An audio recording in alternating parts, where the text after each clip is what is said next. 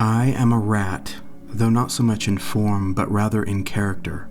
Still, I am a rat, set adrift in a shallow storm, with flicks of lightning, flashes that seem to warn of nature's inability to perpetuate its violent condition. A pestilent rodent, yes, but even the lowliest of creatures possess the innate desire to survive, and that is the only shred of ambition I have. It is the only pressing force that urges me down this road, a road that winds and expands like bloodless veins throughout this dying countryside. My thumb had long tired of its pointless erection intended to ensnare the benevolence of passers. Each were the same. They would prefer to ignore the necessity of a homeless derelict drenched in cloud shed, and later excuse themselves by summoning quaint exaggerations of how simplistically each had derived their own personal successes, how the coarse hands of fate have laid justly on my shoulders, perhaps by some lack of merit, but surely not out of spite. Their self-righteous ignorance is as black as my shelterless nights are cold. The storm lingered, still shallow, though now the gassy swarm was infusing with dusk in a combined effort to impair my visibility. Day had all but surrendered, and the road ahead appeared endless. Haste, however, was not necessary. The swiftest feet could never gallop to speed with the retreating sun, for no one is more cowardice of night than he. I paused in patient reverence as the dull orb descended into the distant silhouetted forest. Blindness engulfed me. Such is night's subtle humor. I cautiously began inching forward, crunching the pebbled surface, grinding it deeper into the face of the moist road.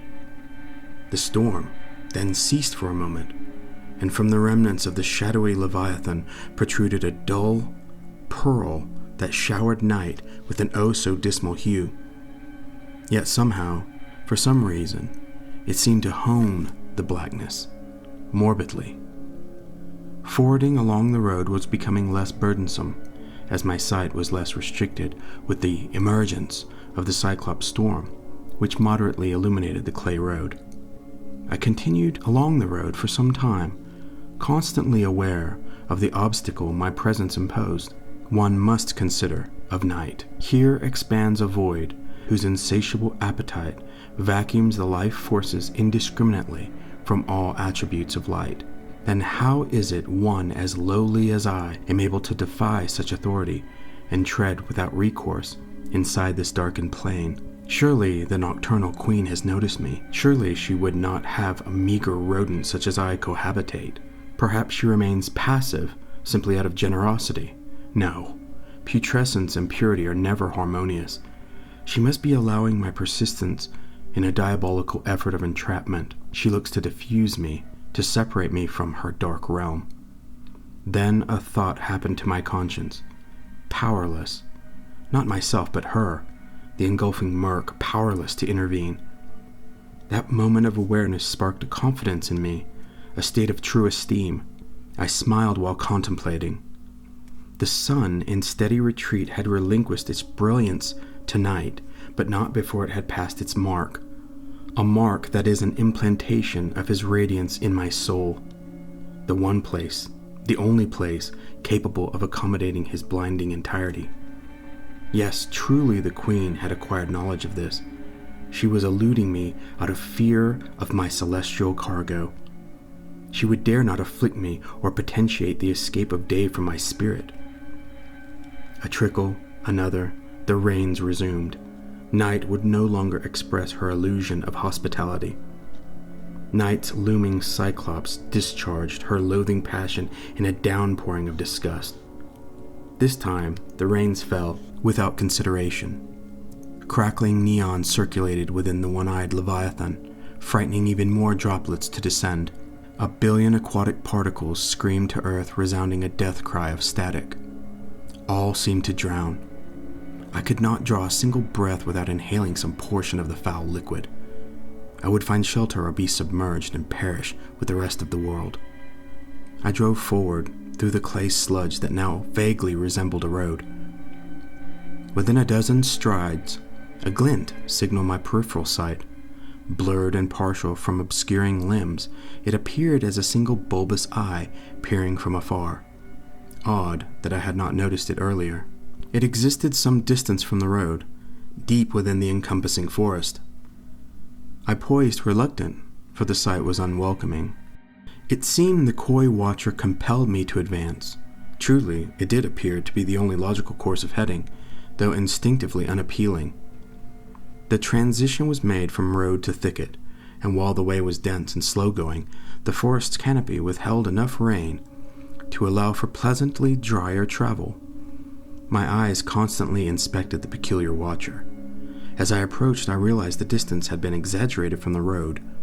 The shrubs and vines had distorted the image, belittling it, creating a phantasm of great depth that only now revealed itself. Upon drawing nearer, the watcher swirled and began to dissipate. It appeared to be some phenomenon of light, though not in source. A brutish oak lumbered into view, disgracing the sight. When I cleared the massive trunk, I witnessed the extent of my infantile imaginings. The watcher was nothing more than a compilation of window panes reflecting the moon's dull aura.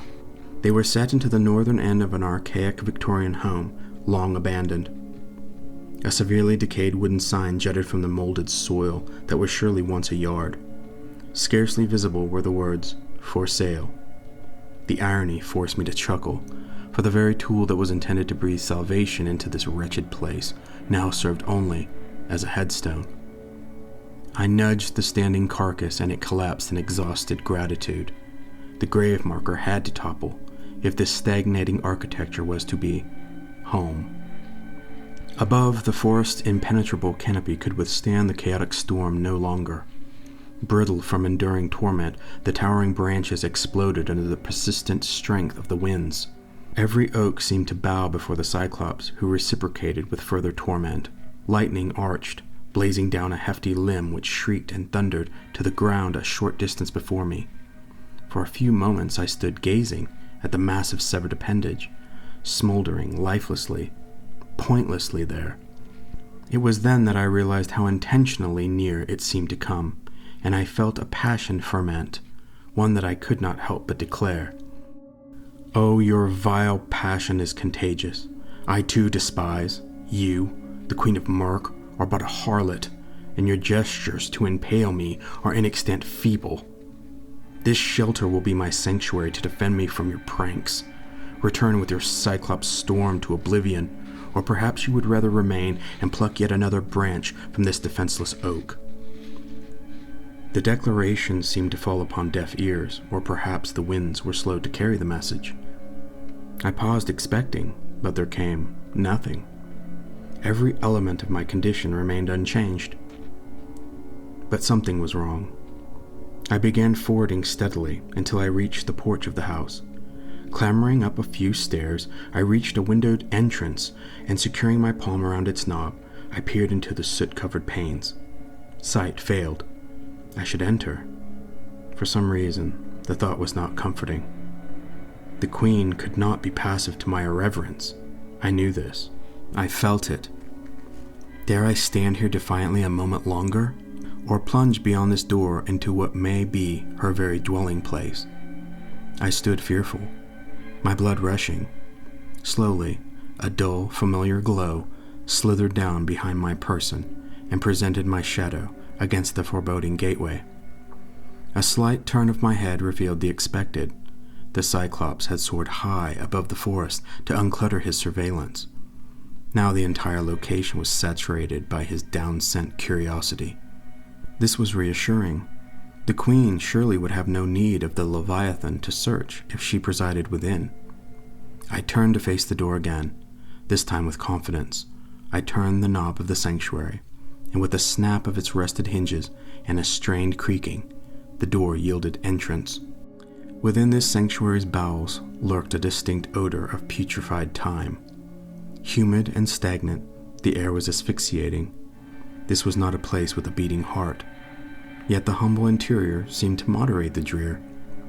There were no fixtures nor furniture to be found.